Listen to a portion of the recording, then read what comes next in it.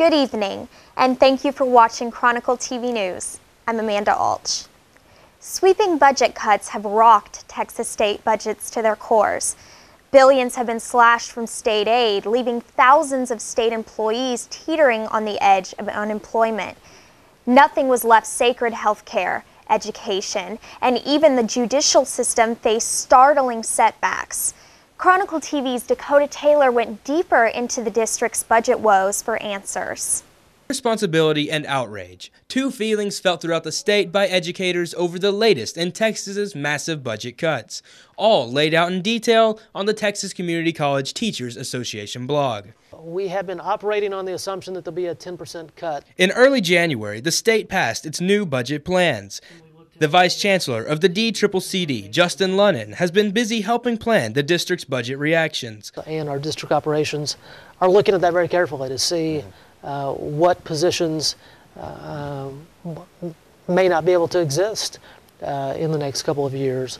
Billions would be cut from public education, $750 million from college funding, the largest education cut ever in Texas. But the reality is there's probably going to be staff reductions, and we're hoping that the majority of that can come through just through attrition as employees leave and retire.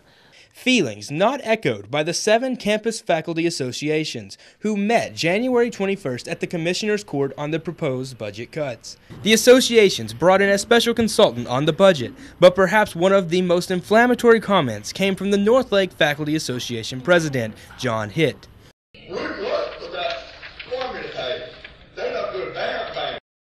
After emails and phone calls from both Chronicle TV and the Chronicle paper, we were unable to reach Richland's Faculty Association President, Amy Bell, for her own thoughts on the downtown meeting. This is Dakota Taylor for Chronicle TV News.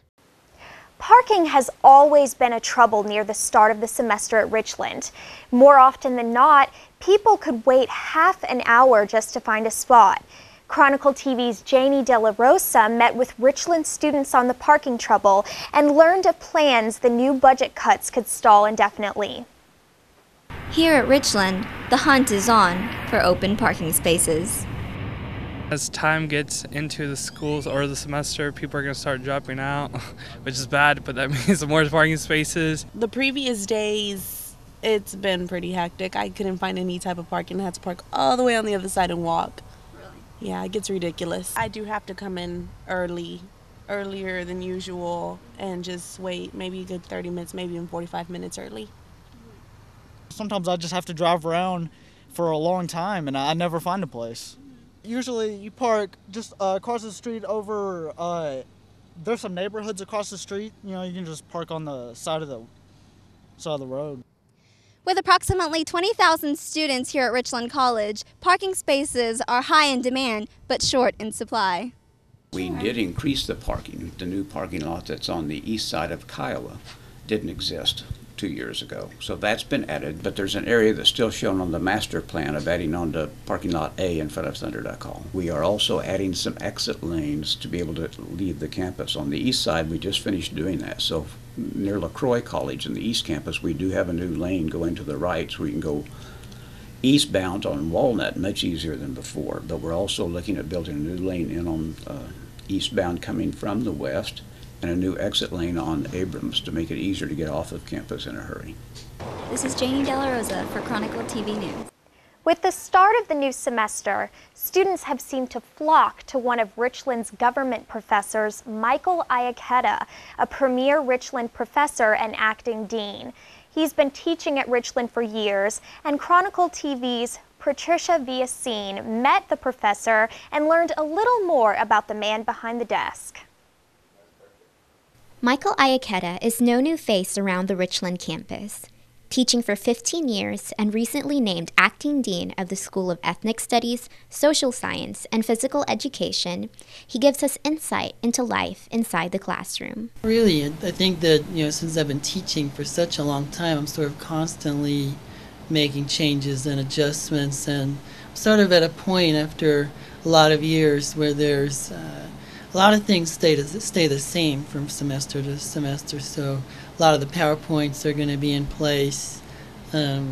things like that. But I usually try to do something new. The one thing I'm trying to do differently this semester with the new policy is I want every student in my class to come in and visit me in my office, so that's a requirement for the class. Dr. Ayaketa, who teaches both Government 2301 and Government 2302, makes a big effort to find unique ways to make his classes interesting. Well, one thing that makes it different is the real emphasis on conversation. So I don't do a lot of lecturing, and so we'll begin every class with some question. A strange question to ask, but do you think it should be legal in the United States to broadcast that ad on cable TV right before an election? That I want the class to talk about in groups. Well, I draw very crazy pictures of stick figures of, one of the features of the American system of government is it assumes that people are dangerous,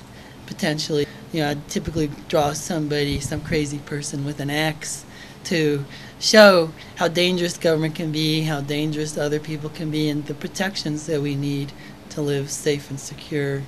Being an educator at Richland has been a rewarding experience for Dr. Ayaketa. It really feels good to get an email once in a while from students saying, really loved your class, I got a lot out of it, it changed my way of thinking about things. And also getting to know my students a little bit beyond just being a face in the classroom and kind of being there as a coach or a mentor and encourager, if that would be helpful to them, and just take an interest in their life, not just as a government student, but as somebody, a real person who I would love to help succeed in life. This is Patricia Villasine for Chronicle TV News. Thank you for watching Chronicle TV News, and stay tuned next week for our next news update. I'm Amanda Alch. Have a good evening, Richland.